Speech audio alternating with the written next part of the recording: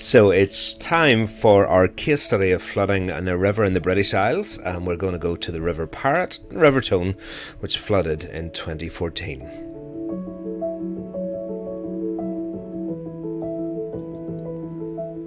Okay, so let's leave Lurgan behind and we'll head down here to the southwest of England, to the Somerset levels, to the area that flooded in January of 2014. This map gives us a little bit of an overview of the areas that were flooded in this area called the Somerset levels. Now that might give you a little bit of a clue and a hint as to what the topography or relief of the land is here. Well, I'll come back to that later. The Somerset levels, and these are the areas that flooded. Let's set the context by watching a little bit of a video.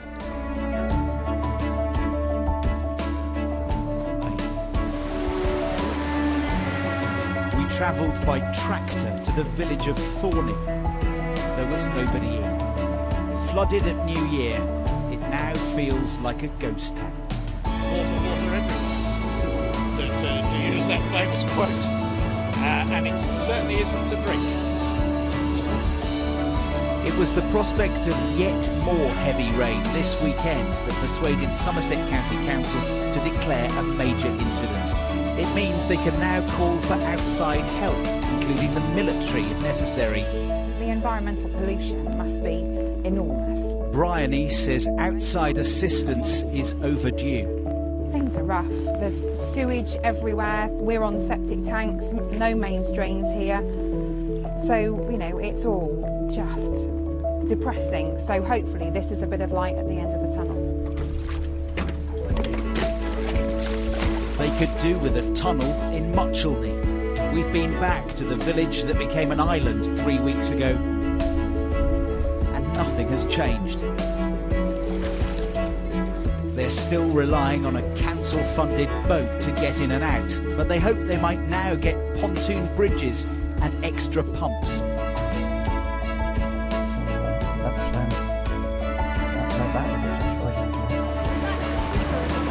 Despite today's announcement, these communities won't see the army marching in straight away. With the floods expected to last another month at least, the council says it's dealing with a long-term recovery, not just an imminent threat. John Kay, BBC News, Somerset. So you'll see some of the impacts of the flooding there as well, but this case study is focusing mostly on the causes. So you will have seen a couple of the things there that we're going to pick up on as we go through this case study. We've got to look at the physical and human causes of flooding in this area. But first of all, let's just get a little bit more of a sense of the area that we're visiting.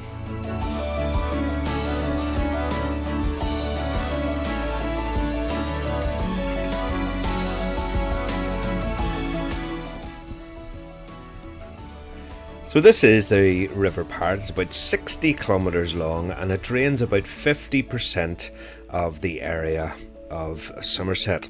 You'll see over here the other major river, but let's go and have a look first of all at the source of this. Now this is rising on a ridge, rises on the ridge here, but if we zoom around or spin around a little bit here, you can see where the levels have got their name. This is such an incredibly flat area, with this little ridge being where this river, the River Parrett, rises. The other major tributary that fits into and flows into it is the River Tone, about 33 kilometres long, and you can see the source of it up here. Let's go and have a little bit of a visit to the source. Now, one of the things that you'll notice here again is that this doesn't really exactly feel like a hugely mountainous area. It's slightly more upland than elsewhere, but even here is very, very flat, and as it flows into the levels, it gets even flatter still. These two rivers meet, the confluence of them here at Boroughbridge, where the two of them come together and their discharges combine, which means, of course, it's going to be pumping a lot more water into the river further downstream. Just one final thing that isn't really going to be mentioned too much in the case study, but it's just an interesting fact about this. This river flows into the Bristol Channel, which is a very, very tidal river. It really does have some very, very high tides that come in here. And during some times of high tides and storms, the water here can flow up into the Bristol Channel and can kind of back up into the river itself, which means that the water coming down is meeting seawater coming in, which can cause it really to kind of back up and act like a blockage here as it comes into the sea. So just an interesting little fact to throw in about this river.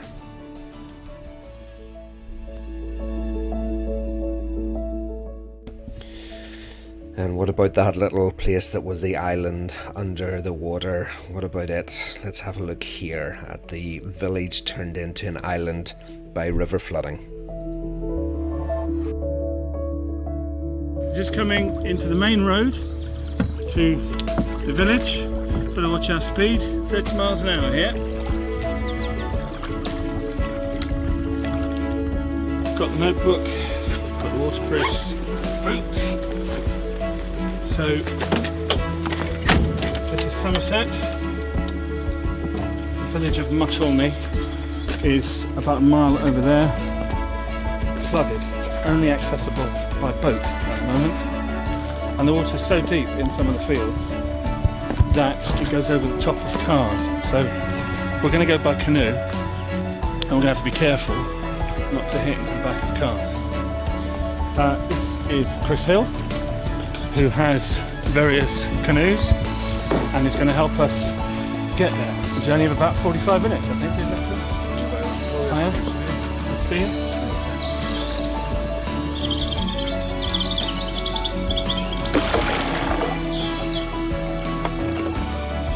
So we're on the road to Mucholney from Langford to Mucholney. There's over 100 residents in the village. They've been cut off for over a week now, I think. The police staying very close to a week. There's only one way in, and that's the way out. Here we are. It's normally a country lane, tree lined, and scenic on the Somerset levels. It's very wet.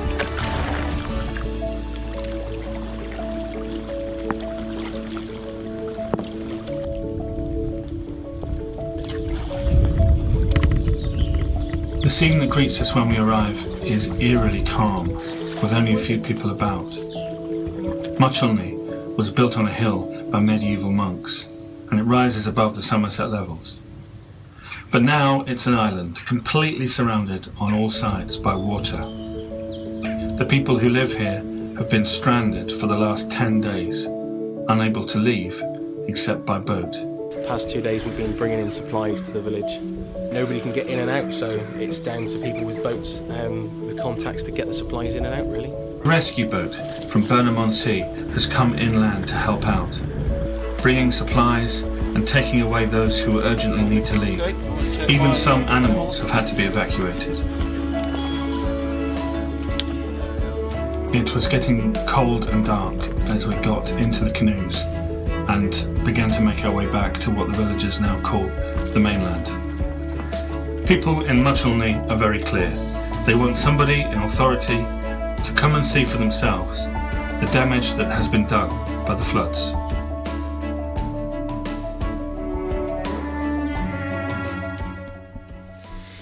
So just to give you a little bit of a sense then of what that was like and the experience of the people that were living there whenever the flooding occurred. But why did it occur? Why was this area so vulnerable and so susceptible?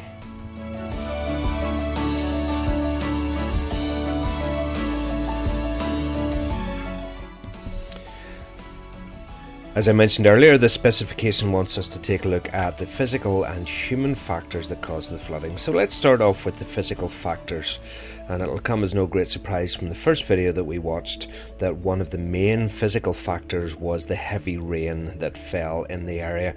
In fact, you had 6 major storms between mid-December and early January, and 6 more from late January to mid-February.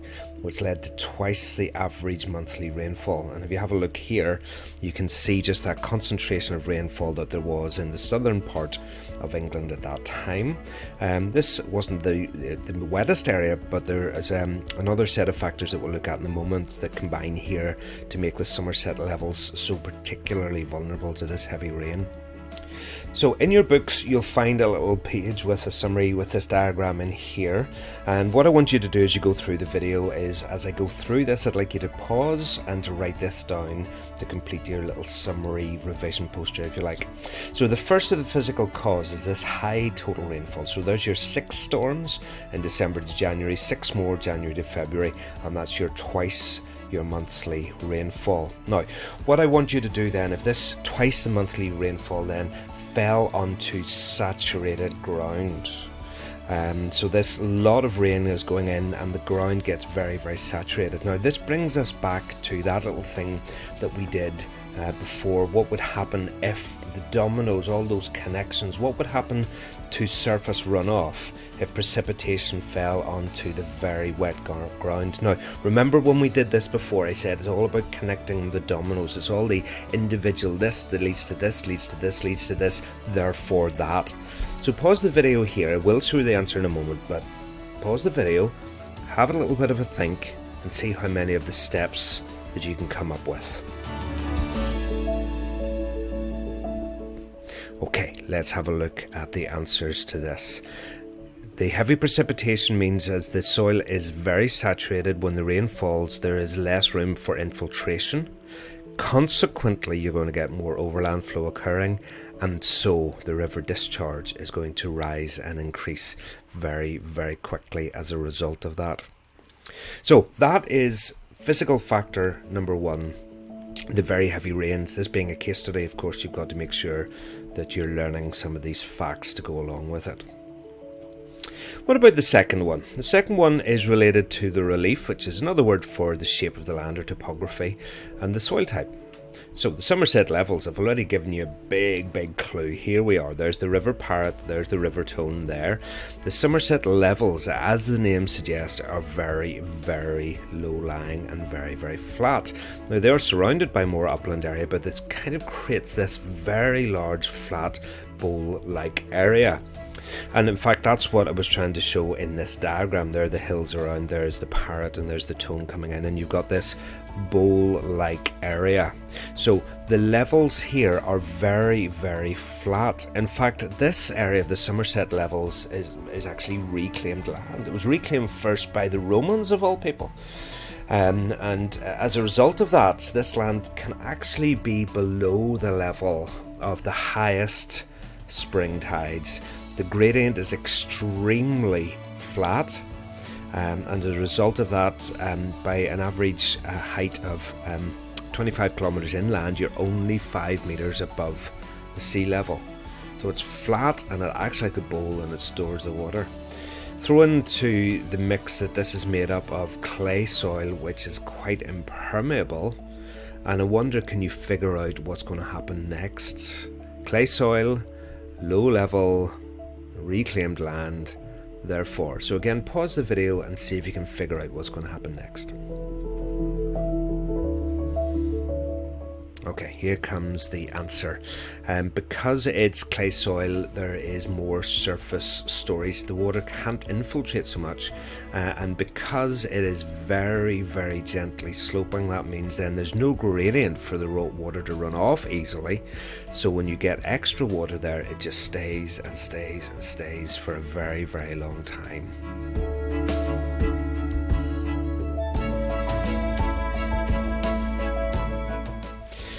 Right, let's just go and visit one particular area that you may well have heard of before, which just gives us a little bit of a flavour of what this is like. Glastonbury, famous for, of course, the music festival. Well, famous for the music festival, also famous for mud.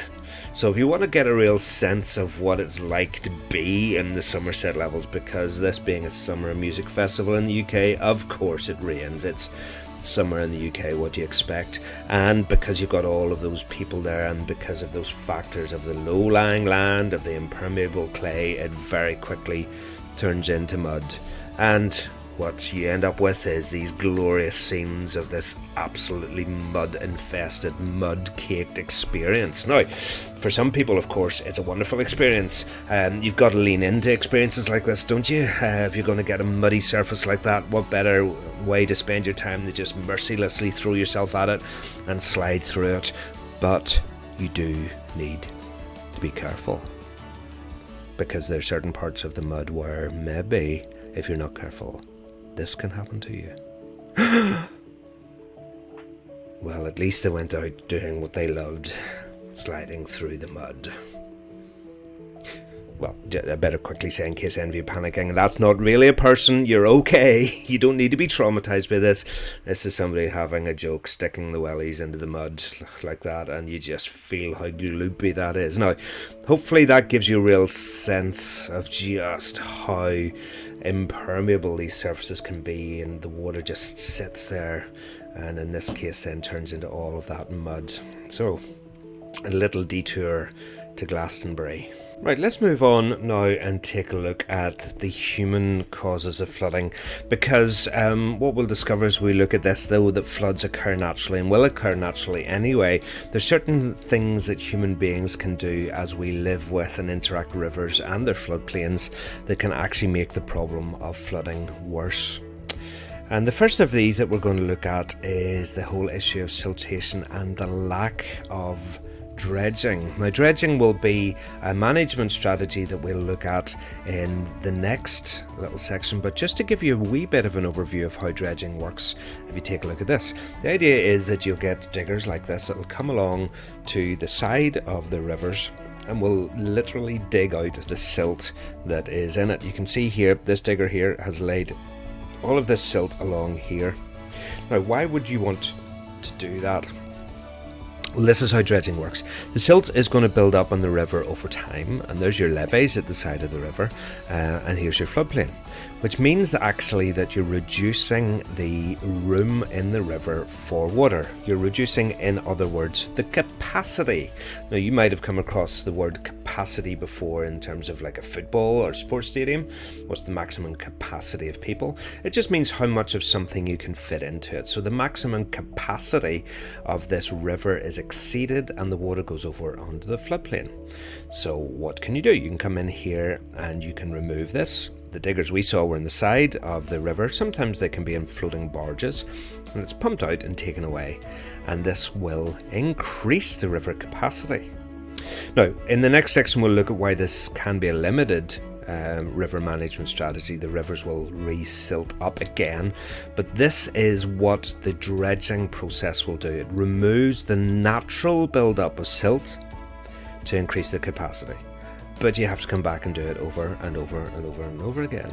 And as we'll discover in the next section, it's not a particularly environmentally friendly or sensitive way of managing rivers. So the Environment Agency, which is the government body that's responsible for looking after the rivers here, decided that it was going to stop dredging of the rivers. Now, again, more context to come in this later on. Whenever we look at this later and you come back to this case study, it'll make a lot more sense to you when we've found out more about it. But they stopped the dredging. So this was the human decision, the management decision to stop the dredging, and the River Tone and the Parrett had not been properly dredged for 20 years.